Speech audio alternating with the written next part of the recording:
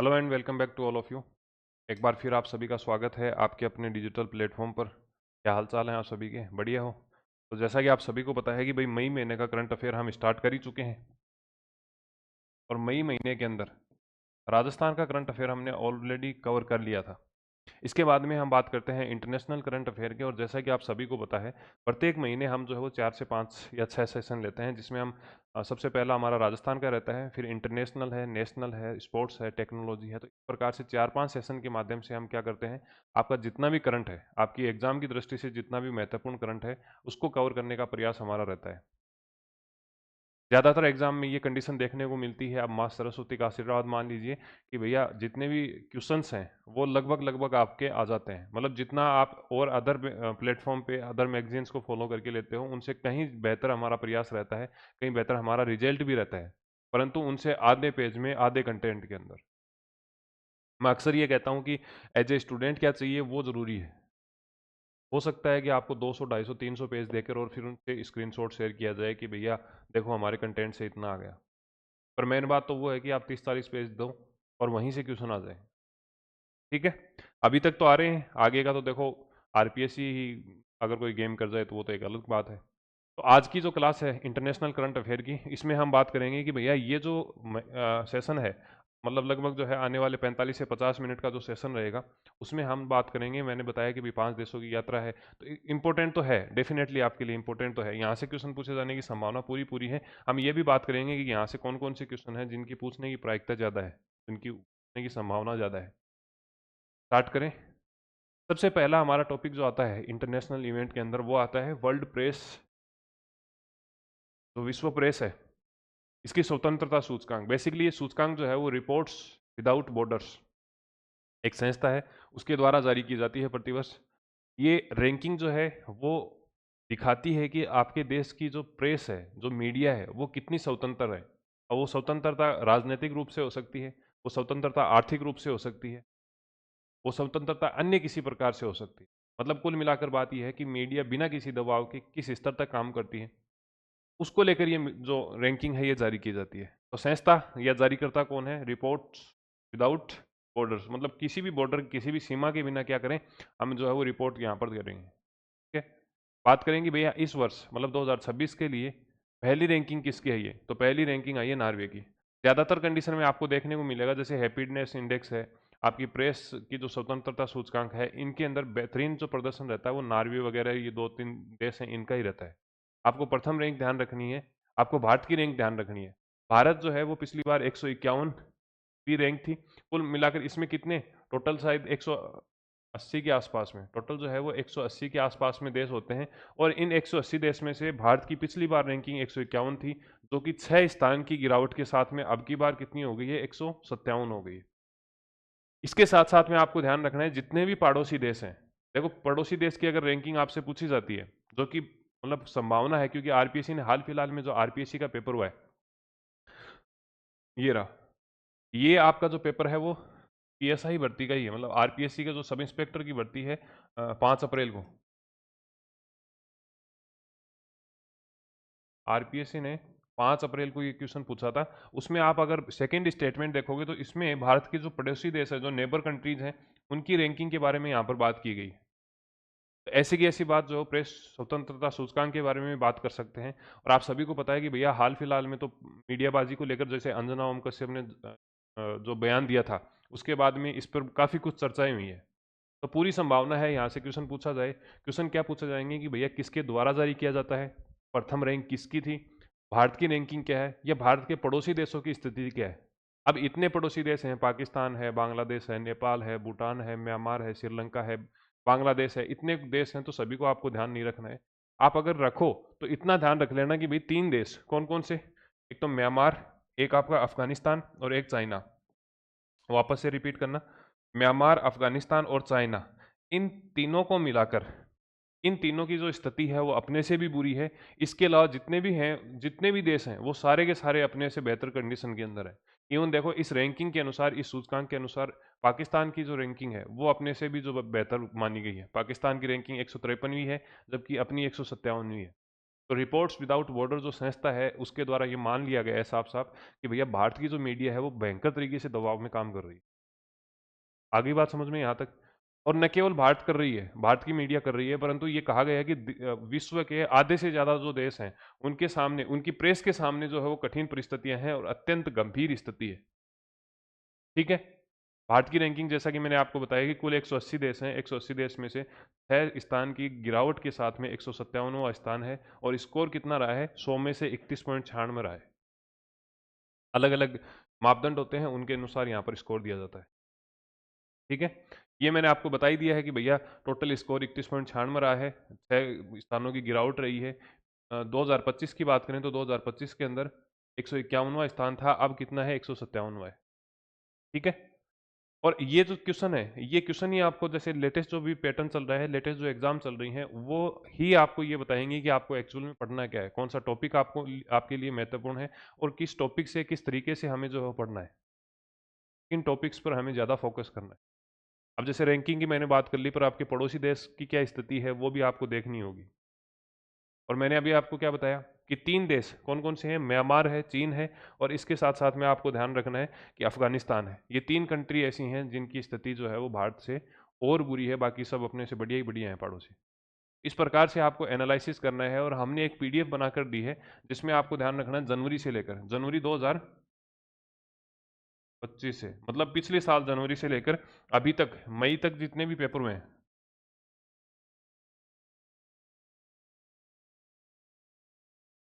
मई 2026 तक जितने भी पेपर हुए हैं, अब वो पेपर चाहे आरपीएससी का हो सकता है,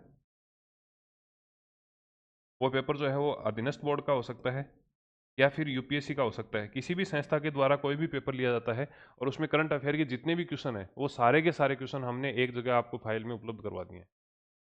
ठीक है। तो आप इसको प्रिंट आउट ले सकते हो। अब कई बच्चों का डाउट रहता है कि सर इसको कहाँ से डाउनलोड करना है। के लिए मैं आपको बता दूं, हमारे टेस्ट सीरीज सेक्शन के अंदर, हमारी एप्लीकेशन पे आपको जाना है। एप्लीकेशन में टेस्ट सीरीज सेक्शन के अंदर एक आपको जो है वो वन स्टॉप सॉल्यूशन के नाम से करंट अफेयर मिलने वाला है। इसमें सबसे पहली बात, वैधता जो है वो 31 दिसंबर तक रहेगी। मतलब अगर आपकी एग्जाम सितंबर में भी है तो भी आपको 31 दिसंबर तक करंट अफेयर इसमें मिलता रहेगा। आपका कोई साथी है, भाई बंधु है, अगर वो आगे तैयारी कर रहा है, आपका तो सिलेक्शन डेफिनेटली हो ही जाएगा। पर अगर वो भी तैयारी कर रहा है, या फिर आपको आरएस वगैरह देना है, ऐसी कंडीशन में आपको जो है वो यहाँ से डेफिनेटली लगातार फायदा मिलने वाला है। ठीक है। आपको यहाँ पर टेस्ट भी मिलेंगे, मंथली नोट्स भी मिलेंगे, बजट है, आर्थिक समीक्षा है, सारा कुछ इसमें कवर होने वाला है। आगे बात समझ में। अब हम चलते हैं महत्वपूर्ण सेशन के ऊपर। महत्वपूर्ण सेशन क्या है? क्या महत्वपूर्ण इस सेशन का भाग कौन सा है कि प्रधानमंत्री मोदी जी के द्वारा 5 देशों की यात्रा, 5 देश कौन से हैं? यूएई से स्टार्ट इन्होंने किया है, फिर नीदरलैंड गए, स्वीडन गए, नॉर्वे गए और इटली गए। 5 देशों की यात्रा जो है यहाँ पर की गई है। ठीक है। तो इन 5 देशों की यात्रा के बारे में बात करते हैं। सबसे पहले मोदी जी का जो यात्रा का स्टार्टिंग पॉइंट था वो था यूएई। यूएई में सबसे पहले इन्होंने मुलाकात की है राष्ट्रपति शेख नाहयान को। एक ही नाम याद रखना है, पूरा नहीं रखना अपने को। शेख नाहयान है। इन्होंने बहुत गर्मजोशी से मोदी जी का स्वागत किया है। फोटो और वीडियो वगैरह वायरल हो रहे थे। इन्होंने क्या कुछ कहा है देखो। एक तो यूएई का आपको ध्यान रखना है, अभी अभी हाल फिलहाल में लेटेस्ट जो है ये ओपेक, जो आपका तेल से संबंधित समूह है, ओपेक कंट्रीज हैं, उनसे एक तो ये सदस्यता इन्होंने वापस ले ली है। मतलब ओपेक कंट्री जितने भी थे, मतलब जो आप ये मान के चलिए कि क्रूड ऑयल का उत्पादन करते हैं, उन सभी ने एक संघ बना रखा था, एक यूनियन बना रखा था जिसका नाम था ओपेक। उसके बारे में हमने मार्च और अप्रैल महीने में पढ़ा है।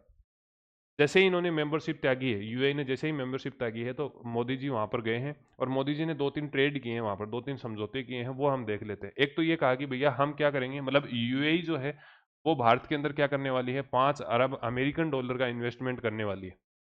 कितने अरब डॉलर का है? 5 अरब अमेरिकन डॉलर का यहाँ पर क्या करने वाली है, इन्वेस्टमेंट करने वाली है। ठीक है। इसके अलावा 8 एक्साफ्लॉप कंप्यूटर, सुपर कंप्यूटर होते हैं, 8 एक्साफ्लॉप सुपर कंप्यूटर के लिए एक तो भारत की कंपनी है सीडेक, और यूएई की कंपनी है G42। भारत की कंपनी कौन सी है? सीडेक है, और यूएई की कंपनी कौन सी है? G42 है। इन दोनों कंपनियों के द्वारा यहाँ पर क्या किया गया है? एमओयू किया। ठीक है। तो इन कंपनियों के द्वारा क्या एमओयू किया है कि 8 एक्साफ्लॉप क्षमता वाले सुपर कंप्यूटर का हम क्या करने वाले हैं, यहाँ पर क्लस्टर लगाने वाले हैं। किस देश के सहयोग से? एक तो यूएई के सहयोग से, और लगेगा कहाँ पर? भारत के अंदर। इसके अलावा वाडीनार गुजरात के अंदर, वाडीनार गुजरात के अंदर यहाँ पर जो है वो जहाज वगैरह जो होते हैं, उनकी मरम्मत के लिए एक सेंटर की स्थापना की जाएगी। ठीक है। दो तीन चीजें मैंने आपको बताई हैं, तीनों समझ में आ गई ना।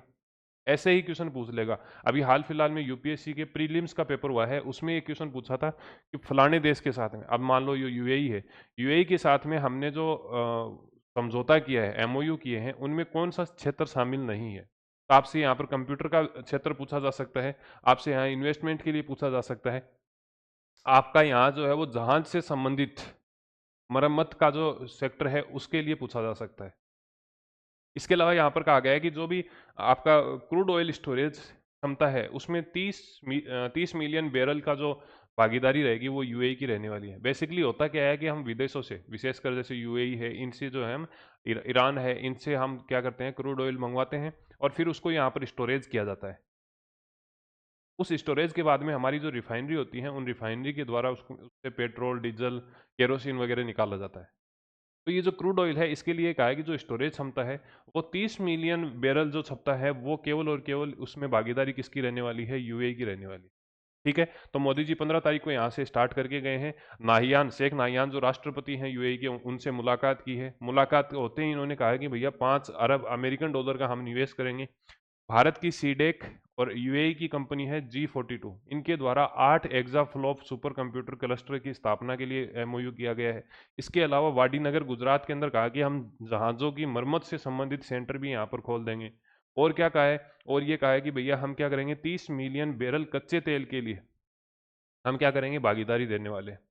और इसका स्थान कौन सा है, विशाखापट्टनम, आंध्र प्रदेश के अंदर। ठीक है, ये अगर आप देखो तो MOE, ministerial of external affair, MEA, विदेश, कुल मिलाकर ये मान लो कि जो आपका विदेश से संबंधित जो मंत्रालय है केंद्र सरकार में, उसके द्वारा एक विज्ञप्ति जारी की गई है। ये सारा कुछ जो है हमने पढ़ लिया है। जैसे वाडीनगर जहाज वाला हमने पढ़ा है, ठीक है, कंप्यूटर क्लस्टर वाला पढ़ लिया है, 5 अरब अमेरिकन डॉलर निवेश के लिए हमने बात की है। इसके अलावा आपको यह कहा गया है कि अमीरात का, मतलब यूएई का NDB बैंक है, इसके द्वारा RBL बैंक के साथ में 3 अरब अमेरिकी डॉलर के लिए यहाँ पर क्या किया गया है, निवेश की बात की गई है।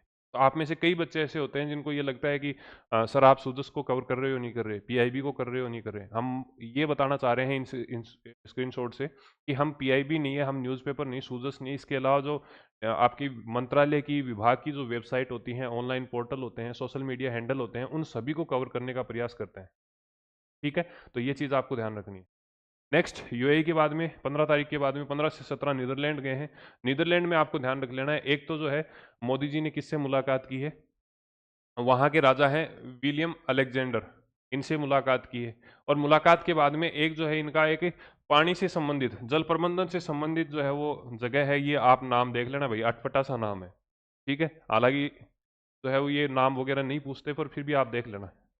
एक तो राजा से मुलाकात की है, एक यहाँ की जो रानी है मैक्सिमा, इनसे मुलाकात की है, और एक पीएम है रॉब जेटेन, इनसे मुलाकात की है। तो ये पदाधिकारी ध्यान रख लेना, जिन जिन देश के पदाधिकारी हैं वो ध्यान रख लेना। हो सकता है आपको सूची 1 से सूची 2 में मिलान करवा दे, या फिर ये हो सकता है कि अभी अभी जो है वो नीदरलैंड की यात्रा की थी, वहाँ के पीएम का क्या नाम है। इस प्रकार के क्वेश्चन भी एग्जाम में पहले देखे गए हैं, वापस से पूछे जाने की संभावना बनती है। तो यहाँ पर 2-3 एग्रीमेंट ही किए गए हैं, जिसमें सबसे पहला है कि एक तो त्रिपुरा के अंदर फूलों की खेती से संबंधित हमने क्या किया है, सेंटर की स्थापना की है, इंडो डच उत्कृष्टता केंद्र की। एक धोलेरा के अंदर सेमीकंडक्टर लैब हम बनाएंगे टाटा इलेक्ट्रॉनिक्स के साथ में और डच कंपनी ASML के साथ में। तो टाटा तो भारत की हो गई, और डच की या नीदरलैंड की कंपनी है ASML, इनके द्वारा हम जो है वो सेमीकंडक्टर लैब की स्थापना करेंगे। और कहाँ पर करने वाले हैं, गुजरात के अंदर, गुजरात के धोलेरा के अंदर। ठीक है, नेक्स्ट आपका है कि लेडेन यूनिवर्सिटी है नीदरलैंड के अंदर, लेडेन यूनिवर्सिटी है, इनके पास में भारत की 11, कितनी, 11 जो है वो 11वीं शताब्दी की चोल साम्राज्य की 24 ताम्रपत्र प्लेट थी, है ना। फोटो में आपको दिखा देता हूँ, ये जो प्लेट है ये तांबे की बनी हुई है, चोल साम्राज्य की है, और ये जो है इनके पास में थी। अब 24 जो प्लेट है ये किसको दी गई है, भारत को वापस दी गई है। कौन से साम्राज्य की है, चोल साम्राज्य की है। अगर आपको पर्टिकुलर राजा पूछ ले तो वो कौन सा है, चोल प्रथम है। कौन सा है, चोल प्रथम है। बेसिकली यहाँ पर क्या किया गया है कि नागपाटिनम एक बौद्ध मठ था, वहां पर कुछ जमीन वगैरह डोनेट की गई थी, तो उस जमीन के बारे में विवरण यहाँ पर देखने को मिलता है। आगे बात समझ में, तो ये चीज आपको ध्यान रखनी है। तो सबसे पहले यूएई गए थे, यूएई के बाद में नीदरलैंड गए हैं, अब नीदरलैंड के बाद में नेक्स्ट हमारा आता है स्वीडन। स्वीडन के अंदर एक सबसे महत्वपूर्ण जो क्वेश्चन बनेगा ना, वो क्या बनेगा, वो बनेगा आपका इसका, पीएम मोदी को वहां का सर्वोच्च नागरिकता पुरस्कार दिया गया है। नाम क्या है, तो नाम है royal order of the polar star, मतलब मोदी जी को स्टार बना दिया है।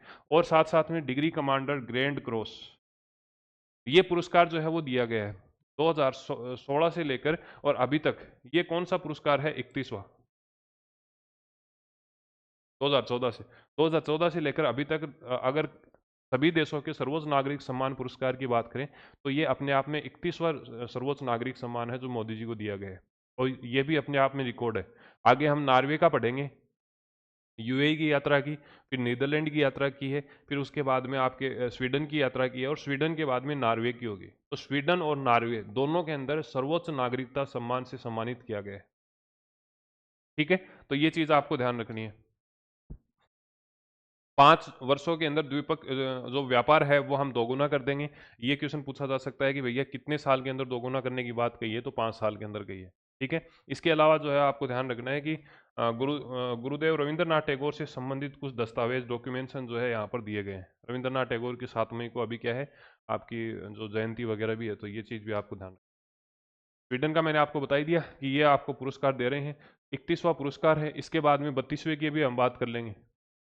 तो नॉर्वे की यात्रा करिए स्वीडन के बाद में, तो नॉर्वे के अंदर आपको ध्यान रखना है 18 से 19 मई 2026 को किया गया है। इसमें सबसे पहले हम देख लेते हैं कि भैया जो पुरस्कार है वो कौन सा है, नॉर्वे के सम्राट, 32वां पुरस्कार है। मैंने बताया कि नॉर्वे के राजा हैं, इन्होंने क्या दिया है, the royal Norwegian order of the merit का ग्रैंड पुरस्कार से सम्मानित यहाँ पर किया है। तो ये भी क्रॉस है और उधर भी क्रॉस था, स्वीडन में भी क्रॉस था और यहाँ पर भी क्रॉस है। पर क्योंकि इसमें देखो ये नॉर्वेजियन ऐसे कुछ नाम आ रहा है तो पता चल रहा है कि भाई नॉर्वे देश ने दिया है, तो यहाँ से प्रश्न पूछे जाने की संभावना कम है। पर स्वीडन में जो हमने कहा था कि स्टार बना दिया, डिग्री दे दी, वो क्वेश्चन जो है वो क्रॉस वाला क्वेश्चन है, ज्यादा पूछा जाने की संभावना। स्वीडन में हमने कहा था कि भाई 5 साल के अंदर हम क्या कर देंगे, व्यापार को दोगुना कर देंगे। तो यहाँ पर भी जो है आपको ध्यान रखना है कि एक तो जो है आईपीओ के अंदर Indian Pacific ocean initiative, Hind और प्रशांत महासागर वाला जो क्षेत्र है इसके अंदर शांति से काम हो, व्यापारिक जो गतिविधियां हैं वो शांति से हों, इसके लिए भारत की अध्यक्षता के अंदर एक पहल स्टार्ट की गई थी, IPOI। ठीक है, इसके अंदर आप जो है आपका नॉर्वे शामिल हो गया है। और मैंने आपको बताया कि भी 2030 तक हम क्या कर देंगे, व्यापार को दोगुना कर देंगे। ठीक है, 43 वर्षों में पहली बार ऐसी स्थिति बनी है कि भारत के किसी प्रधानमंत्री के द्वारा नॉर्वे देश की यहाँ पर यात्रा की गई है। इसके अलावा नॉर्वे के अंदर नार्डिक देश, अब ये जो नार्डिक देश हैं ये 5 हैं। तो नार्डिक देशों का एक सम्मेलन हुआ है जिसमें भारत ने भी पार्टिसिपेट किया है। कहाँ पर हुआ है, तो आपका नॉर्वे के अंदर हुआ है। ठीक है, ये मैंने आपको बता ही दिया कि भी मोदी जी को जो है वो सर्वोच्च नागरिक सम्मान जो है वो 32वां मिला है, जो कि अपने आप में जो है वो एक रिकॉर्ड बन गया है। ठीक है, ये आपका क्रॉस वो दिख ही रहा है, नॉर्वेजियन क्रॉस है। ठीक है, ये हमारा रक्षक बैच चल रहा है। अगर आप ऐसा की तैयारी वगैरह करना चाहते हैं अपने साथियों के साथ शेयर कर सकते हैं, और ज़्यादा से ज़्यादा जो है आपको शेयर करना है। डेफिनेटली यहाँ पर जो कंटेंट मिलेगा वो आपको ये मान के चलिए कि एग्जाम वाले दिन आप ये कहोगे कि सर मज़ा आ गया।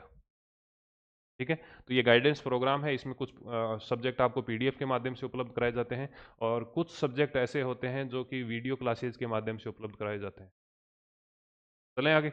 नेक्स्ट, तीसरा नार्डिक शिखर सम्मेलन है। इसका आयोजन ओस्लो के अंदर किया गया है, मोदी जी ने इसमें पार्टिसिपेट किया है। इसमें कौन कौन से देशों ने भाग लिया है, तो आपको ध्यान रखना है नॉर्वे के प्रधानमंत्री जोनस गहर ने लिया है, डेनमार्क है, फिनलैंड है, स्वीडन है और आइसलैंड है। कुल मिलाकर जो है ये देश जो है वो नार्डिक देश कहलाते हैं। इनके द्वारा प्रत्येक जो समय समय पर जो है वो नार्डिक सम्मेलन का आयोजन किया जाता है, और अब की बार कौन सा है, तीसरा है। इसमें भारत ने भी पार्टिसिपेट किया है, तो इसका नाम क्या हो गया है, भारत नार्डिक शिखर सम्मेलन 2026 हो। अगला कहाँ पर होगा, तो अगला आपको ध्यान रखना है फिनलैंड के अंदर होने वाला है। इस साल कहाँ पर हुआ है, नॉर्वे के ओस्लो के अंदर हुआ है। ठीक है, अब लास्ट 5वां देश हमारा आ जाता है इटली। इटली में आपको ध्यान रखना है घोषणाएं क्या क्या की हैं। एक तो हम जॉर्जिया मेलोनी जी से मिले हैं, काफ़ी सेंसेशनल चीज़ हो जाती है जब भी मोदी जी और मेलोडी मिलते हैं तो। ठीक है, तो मेलोनी एक तो प्रधानमंत्री मेलोनी मिली है और राष्ट्रपति सर्जिया मेटारेल मिले हैं। इन्होंने ये कहा कि भैया हम क्या करेंगे 2027 को हम क्या करेंगे, भारत और इटली के बीच में सांस्कृतिक और पर्यटन वर्ष के रूप में घोषित करने वाले हैं। सांस्कृतिक और पर्यटन के रूप में हम 2027 को घोषित करने वाले हैं। इसी प्रकार की घोषणा हमने फ्रांस देश के लिए भी की है। आपको अपने कमेंट वगैरह में ये बताना है कि भैया फ्रांस के साथ में हमने जो दोस्ती की जो फ्रेंडशिप वाली ईयर घोषित की है वो कौन से ईयर को की है, क्योंकि इटली के साथ में हमने 2027 को कर दिया है। इस सांस्कृतिक और पर्यटन का हम क्या करने वाले हैं, आदान प्रदान करने वाले हैं। इसके अलावा समुद्री विरासत परिसर NHMC के विकास के लिए इटली जो है वो भागीदारी निभाएगा। भारत का department of science and technology, प्रौद्योगिकी एवं विज्ञान विभाग है, इसके द्वारा एलेंट्रा सिक्रोट्रॉन केंद्र जो कि आपका इटली का है, इनके साथ में MOU हुआ है भागीदारी करने के लिए। और इटली की मेटई योजना, अब ये जो मेटई योजना है बेसिकली इटली के सरकार के द्वारा साउथ अफ्रीका के जो पिछड़े हुए देश हैं, जो ज़रूरतमंद देश हैं, उनके डेवलपमेंट को उनको मेन स्ट्रीम में लाने के लिए मेटई योजना का संचालन किया गया है। इसमें जो दोनों देश हैं वो अब मिलकर काम करने वाले हैं। ठीक है, ये मेलोडी आप देख ही सकते हो, मेलोनी और मोदी साहब को। और इन्होंने जो है वो एक चॉकलेट गिफ्ट दी थी मेलोडी की। ठीक है, इसको लेकर काफ़ी चर्चा में रही थी। अखबार की कटिंग है, मेलोडी वालों ने भी, मतलब पार्ले जी कंपनी की मेलोडी है, और इस कंपनी के द्वारा भी खूब एडवर्टाइजमेंट यहाँ पर किया गया है। अच्छा, इसमें एक घटना और हुई। दो कंपनियां हैं पार्ले। एक तो पार्ले वो है जो आप और हम बिस्कुट खाते हैं, पार्ले जी वाला। एक पार्ले जो है वो आपको ध्यान रखना, विले पार्ले जो आपका मुंबई के अंदर है। पार्ले जी एक कंस्ट्रक्शन कंपनी भी है, पार्ले कंपनी, और एक पार्ले कंपनी जो है वो आपको ध्यान रखना है, ये चॉकलेट और बिस्कुट वाली भी है, नमकीन वगैरह जो ब्रेवरेज बनाती है। तो ऐसी कंडीशन में क्या हुआ कि उसके शेयर जो हैं वो इसके चक्कर में बढ़ गए, मतलब बिस्कुट वाली कंपनी के चक्कर में, चॉकलेट वाली कंपनी के चक्कर में, रियल इस्टेट की जो कंपनी है उसके शेयर मार्केट में बहुत भयंकर जो है वो शेयर वगैरह बढ़ गए थे। ठीक है, तो ये चीज़ आपको ध्यान रखना है। इसका आपको क्वेश्चन इटली वाला पूछा जा सकता है, आपको जो है वो स्वीडन वाला पूछा जा सकता है, और नॉर्वे वाला पूछा जा सकता है। नेक्स्ट आपको ध्यान रखना है कि साइप्रस, साइप्रस जो है वो EU, यूरोपियन यूनियन की जो है वो हाल फिलहाल के अंदर क्या कर रहा है, अध्यक्षता कर रहा है। यूरोपियन यूनियन जिसमें 27 देश हैं, और उन 27 देशों का एक यूनियन बना हुआ है जिसको हम यूरोपियन यूनियन बोलते हैं। जिस प्रकार से आपके और हमारे राजस्थान के अंदर छोटे छोटे जिले बनाकर और फिर जो है वो एक आंचल बना दिया जाता है, जैसे शेखावाटी आंचल है, मेवाड़ है, मारवाड़ है, तो दो चार डिस्ट्रिक्ट को मिलाया जाता है। ठीक इसी प्रकार 27 देशों को मिलाकर क्या बनाया गया है, यूरोपियन यूनियन बनाया गया है। इस वर्ष वर्तमान में इसकी अध्यक्षता कौन कर रहा है, साइप्रस। तो साइप्रस के जो आपके राष्ट्रपति हैं निकोस, साइप्रस के राष्ट्रपति कौन है, निकोस। इन्होंने भारत की यात्रा की है, और इस भारत की यात्रा में क्या कुछ नया इन्होंने किया है वो हम देख लेते हैं। तो सबसे पहले 18 मई को ये आए, और इन्होंने 18 मई को जो है इनकी यात्रा से जस्ट पहले, इनकी यात्रा से जस्ट पहले भारत साइप्रस अंतरिक्ष दिवस के रूप में मनाया गया है। तो आपसे अगर पूछे कि भारत साइप्रस अंतरिक्ष दिवस कब मनाया गया, तो 18 मई को मनाया गया था। इसके अलावा दिल्ली के हैदराबाद हाउस में इन्होंने प्रधानमंत्री नरेंद्र मोदी जी से मुलाकात की है। NSA national security adviser Ajit Doval ji से बात की है। के साथ साथ में S जयशंकर जी से भी बात की है। ठीक है, तो किन किन से मुलाकात की है वो भी आपको ध्यान रखना है। ये इंपॉर्टेंट है। ये इंपॉर्टेंट इसलिए भी है कि यात्रा का आयोजन किया जा रहा है तो पूछ सकते हैं, और ये इस हिसाब से भी पूछ सकते हैं कि भाई सम्मेलन कहाँ पर हुआ। ठीक है, तो आपको ध्यान रखना है मुंबई के अंदर साइप्रस भारत व्यापार मंच में इन्होंने भाग लिया है। जो हमारा स्टॉक एक्सचेंज है उनमें इन्होंने जो है वो थोड़ा बहुत दौरा वगैरह किया था। इसके अलावा मुंबई जो हमारी औद्योगिक राजधानी बोलते हैं जिसे, इसमें साइप्रस व्यापार केंद्र खोले जाने की घोषणा की गई। ठीक है, भारत की हिंद प्रशांत महासागर पहल, जिसको मैंने थोड़ी देर पहले आपको बताया क्या बोलते हैं, IPOI।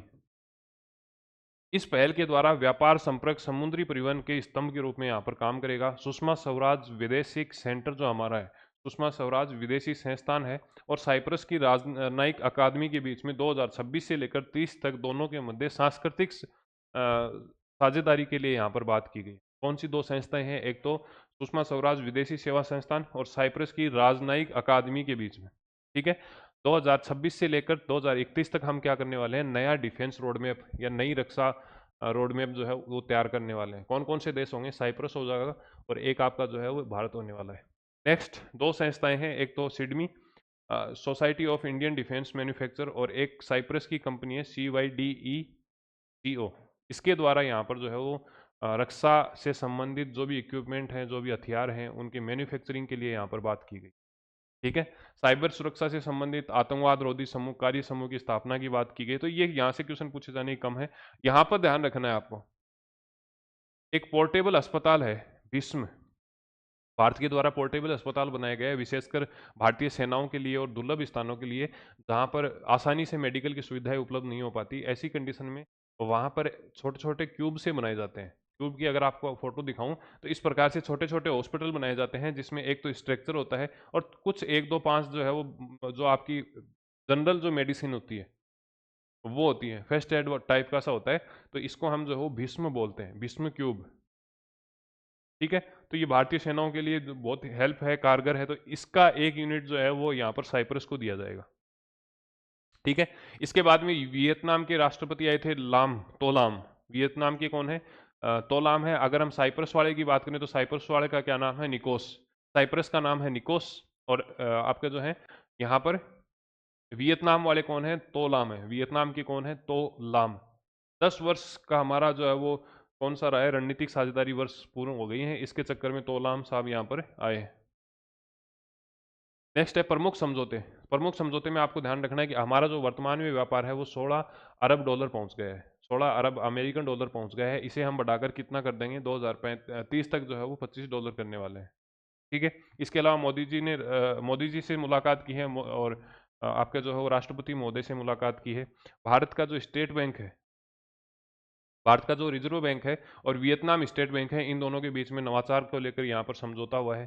2026 से 30 तक ऑनलाइन पेमेंट के लिए एक तो हमारा भारत का एनपीसीआई और इसके साथ साथ में एनआईपीएल जो आपका वियतनाम का है, इनके मध्य समझौता हुआ है। और 26 से 30 तक हमने कहा कि भाई सांस्कृतिक हम क्या करेंगे, एक दूसरे के साथ में समझौते करने वाले हैं और नवाचार करने वाले हैं और सांस्कृतिक आदान प्रदान करने वाले हैं। ठीक है। तो ये कुछ हैं वियतनाम वाले, आप देख लेना। नालंदा विश्वविद्यालय के साथ में और आपकी वियतनाम की जो ची मिनह राष्ट्रीय राजनीति अकादमी, इनके मध्य सांस्कृतिक समझौते के लिए बात की गई है। इन्होंने ध्यान रखना आपके यूपी, आपके जो है बिहार के अंदर गया का जी का जो मंदिर है उसमें पूजा वूजा करने की बात कही है और यहाँ पर वियतनाम का एक मठ बना हुआ है, उस मठ में भी इन्होंने विचरण किया है। इसके साथ साथ में लेखांकन से संबंधित, ऑडिट से संबंधित भारत का केग, जो भारत की केग है ना, केग, और वियतनाम के राज्य लेखा परीक्षक कार्यालय, इन दोनों के मध्य 2010 में समझौता हुआ था, उसका यहाँ पर रिन्यू हुआ है वो। ठीक है। तो इसमें तो देखो एक बात बताऊं, वियतनाम वाले ये नहीं पूछे जाएंगे, अगर यहाँ से पूछा जाएगा तो फिर वो 5 देश है वहां से क्वेश्चन पूछा जा सकता है। और उसमें भी मैं बार बार आपको रिपीट कर रहा हूँ, जो पुरस्कार का क्वेश्चन है वो डेफिनेटली यहाँ पर पूछा जा सकता है।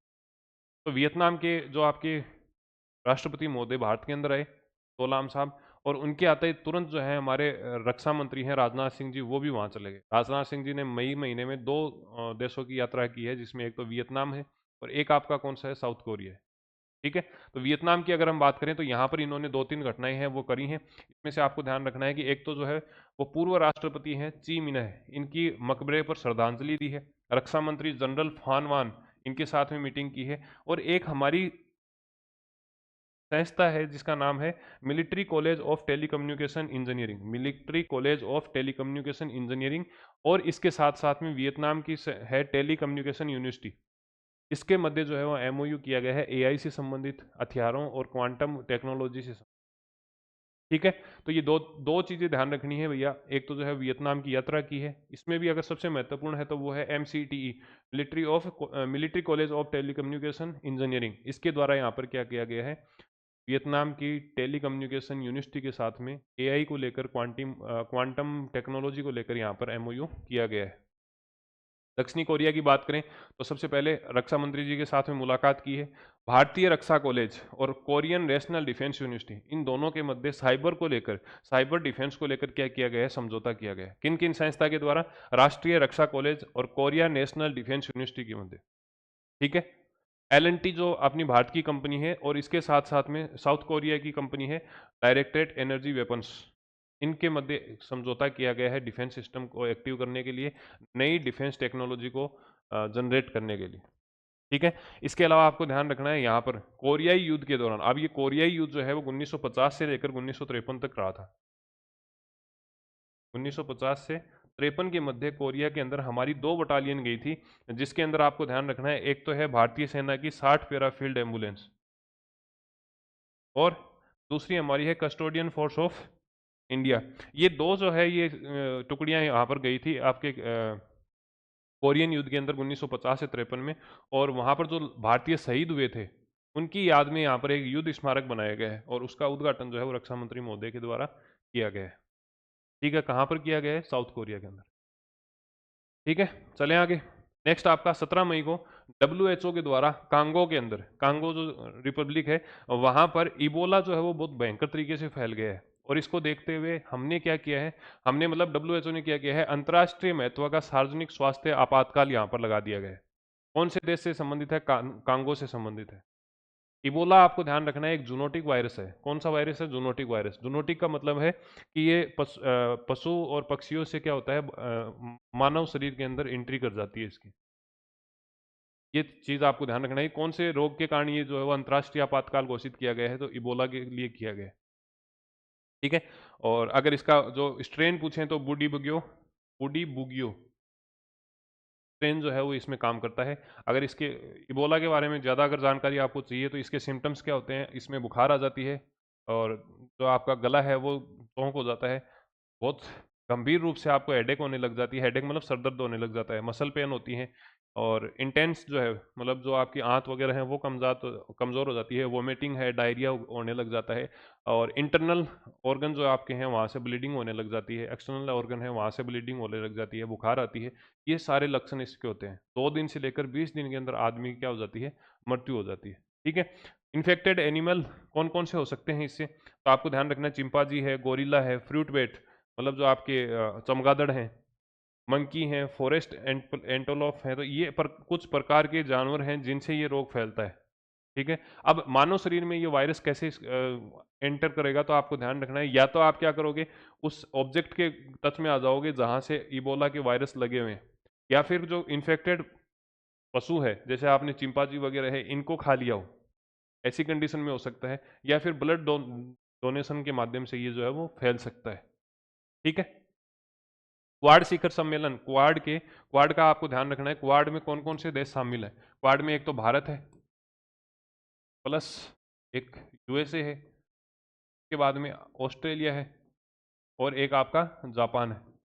इन 4 देशों के द्वारा एक समूह बनाया गया है जिसको हम बोलते हैं क्वाड समूह। इसके विदेश मंत्री की जो बैठक है वो अभी दिल्ली के अंदर हुई है। अध्यक्षता किसने की है? तो क्योंकि भारत में इसका आयोजन किया गया है तो एस जयशंकर महोदय के द्वारा इसकी अध्यक्षता की गई है।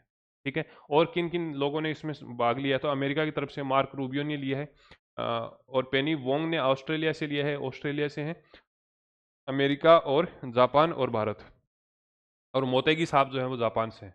बेसिकली ये जो जो क्वाड वाला जो ग्रुप है, ये आपको ध्यान रखना है, इसकी जो आप ये मान के चलिए कि सबसे पहले जो आइडिया रखा था 2007 में जापान के शिंजो आबे के द्वारा रखा गया। पहले 4 में भी थोड़ा बहुत डिस्कशन हुआ था, पर मूल रूप से 2007 में इसको ऑन डॉक्यूमेंट रखा गया है। डॉक्यूमेंट में रखने के बाद में वापस से बात ठंडी हो गई।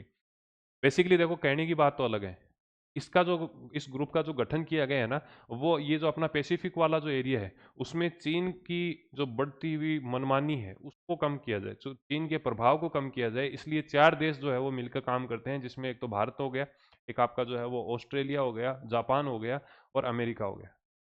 ठीक है, सबसे पहले इसका जो सम्मेलन हुआ है, ये क्वाड से संबंधित सम्मेलन होने स्टार्ट हुए थे, ये 2021 से हुए हैं। ठीक है, तो ये चीज़ आपको ध्यान रखना है।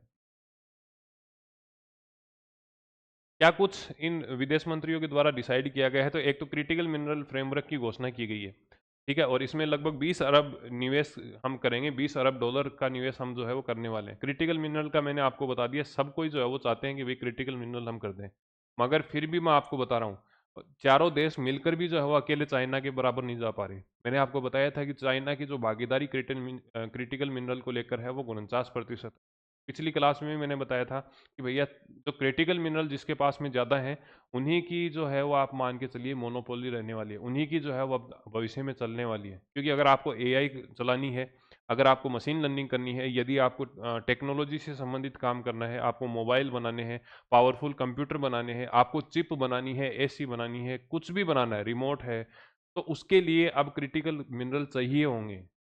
और वो क्रिटिकल मिनरल का लगभग आधा हिस्सा जो है वो चाइना के पास में है।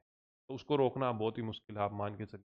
तो क्वाड क्रिटिकल मिनरल फ्रेमवर्क की घोषणा की गई है, जिसमें हमने कहा कि 20 अरब डॉलर का हम इन्वेस्टमेंट करेंगे, महत्वपूर्ण खनिज जैसे लिथियम, कोबाल्ट आदि जो दुर्लभ मृदा तत्व हैं उनकी खोज करेंगे, उनको प्रोसेस करेंगे, और ये जो है हिंद पैसिफिक समुद्र निगरानी सहयोग की यहाँ पर जो है हम बढ़ा देंगे। ठीक है, और बस यही है, वाणिज्यिक उपग्रहों का उपयोग करके वास्तविक रियल टाइम जो हम क्या करेंगे, समुद्र में लोकेशन वगैरह यहाँ पर मतलब सैटेलाइट के माध्यम से ट्रैक करने का काम करेंगे। ठीक है, तो ये चीज़ें हैं। एक जो है वो पोर्ट्स ऑफ द फ्यूचर, इसकी परियोजना को सहमति बनी है फिजी के अंदर। एक सेंटर बनाएंगे हम फिजी में, एक द्वीप समूह है फिजी, वहां पर अब एक सेंटर बनाएंगे और उस सेंटर पर हम क्या करेंगे, निगरानी वगैरह रखने का काम करेंगे। क्वाड के बारे में मैंने बता ही दिया, 2021 में इसका शिखर सम्मेलन था, सदस्य देश मैंने आपको बता दिया, और इसका मुख्य उद्देश्य हिंद प्रशांत क्षेत्र के अंदर शांति, सुरक्षा, स्थिरता और मुक्त व्यापार को बढ़ावा देना है। कुल मिलाकर बात यह है कि चाइना जो है, उस चाइना को हम क्या करें, जिस तैसे करके कंट्रोल कर लें। ये बात यहाँ पर कही गई है। ठीक है, नेक्स्ट, एक तो हमने क्रिटिकल मिनरल फ्रेमवर्क हमने क्वाड समूह में रखा है, उससे अलग जो है वो आपका अमेरिका और भारत ने बात करी है क्रिटिकल मिनरल को लेकर। इसमें फ्रेमवर्क में जो साइन किए हैं वो विदेश मंत्री एस जयशंकर और मार्क रूबियो, जो विदेश मंत्री हैं आपके अमेरिका के, इन्होंने यहाँ पर क्या किया है, एक फ्रेमवर्क का गठन किया है। फ्रेमवर्क का मतलब है बेसिकली हमने एक विचारधारा रखी है कि किस तरीके से भविष्य के अंदर क्रिटिकल मिनरल को लेकर दोनों देश, भारत और अमेरिका जो है वो काम करने वाले हैं। ठीक है, इसके मुख्य स्तंभ 3 हैं, जिसमें हम सबसे पहले क्रिटिकल मिनरल जो खनिज हैं, दुर्लभ खनिज हैं, उनकी हम क्या करेंगे, माइनिंग करेंगे।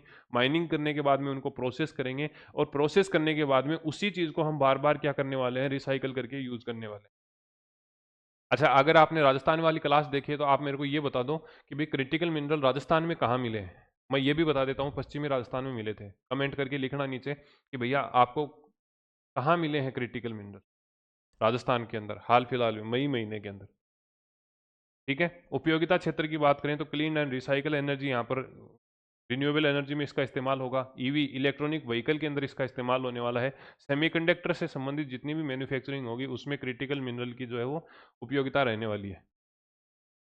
नेक्स्ट आपका है, अमेरिका के द्वारा 657 प्राचीन ऐतिहासिक कलाकृति हैं उनको वापस दिया गया है। अब ये कलाकृतियां अमेरिका कैसे पहुंची, क्योंकि भारत का एक चोर था। कौन था? अंतर्राष्ट्रीय मूर्ति तस्कर था सुभाष कपूर, और उसके साथी थे, उन्होंने भारत से यहाँ से क्या किया है, तस्करी करी है इन कलाकृतियों की। मुख्य रूप से अगर हम बात करें तो इसमें जो है आपको ध्यान रखना है, भगवान अवलोकितेश्वर, ये मूर्ति जो आपको दिख रही है ना, ये क्या है, 1982 के अंदर यहाँ से चोरी करके ले गए थे, और 16.5 करोड़ की मूर्ति है ये। ठीक है, ये गणेश जी वाली मूर्ति है, ये मुख्य मूर्ति है। टोटल कितनी है? 657। अच्छा, चोल साम्राज्य वाला आप बताओ कौन से देश के द्वारा था? चोल वाला अगर आपको ध्यान आ रहा हो, चोल वाला आपको ध्यान आ रहा है क्या? है, मैंने पट्टियां बताई थी, याद आ रही है? कितनी पट्टियां हैं? 24 पट्टियां। ठीक है, 11वीं शताब्दी की हैं। क्या मैंने आपको याद करवाया था? ये रहा। तो ये जो चोल साम्राज्य वाली पट्टिकाएं थी, ये किसके द्वारा दी गई है? नीदरलैंड के द्वारा। और 657 मैंने अभी थोड़ी देर पहले आपको बताई, ये किसके द्वारा दी गई हैं? अमेरिका के द्वारा दी गई हैं। 657 तो किसके द्वारा? अमेरिका के द्वारा। और चोल साम्राज्य की है वो किसके द्वारा दी गई है? नीदरलैंड के द्वारा दी गई है। ठीक है, चलें आगे। नेक्स्ट आपको ध्यान रखना है कि एवरेस्ट मैन के नाम से प्रसिद्ध है नेपाल के कामीरीता। कामीरीता ने अब की बार जो है वो 32वीं बार माउंट एवरेस्ट की चढ़ाई करी है, और ये अपने आप में एक रिकॉर्ड बना है। तो इस प्रकार से आपका जो इंटरनेशनल करंट अफेयर है वो हमने कंप्लीट कर लिया है। अब हम जो है वो टेक्नोलॉजी, स्पोर्ट्स और नेशनल के बारे में बात करेंगे। 3 सेशन के बाद में आपका मई महीने का करंट अफेयर पूरा हो जाएगा। टेस्ट आपका ऑलरेडी एप्लीकेशन में अपलोड हो चुका है, और नोट्स जो हैं वो भी हो चुके हैं। आप इनका प्रिंट आउट ले लेना और तसल्ली से बढ़िया तरीके से पढ़ लेना। धन्यवाद, मिलते हैं नए सेशन के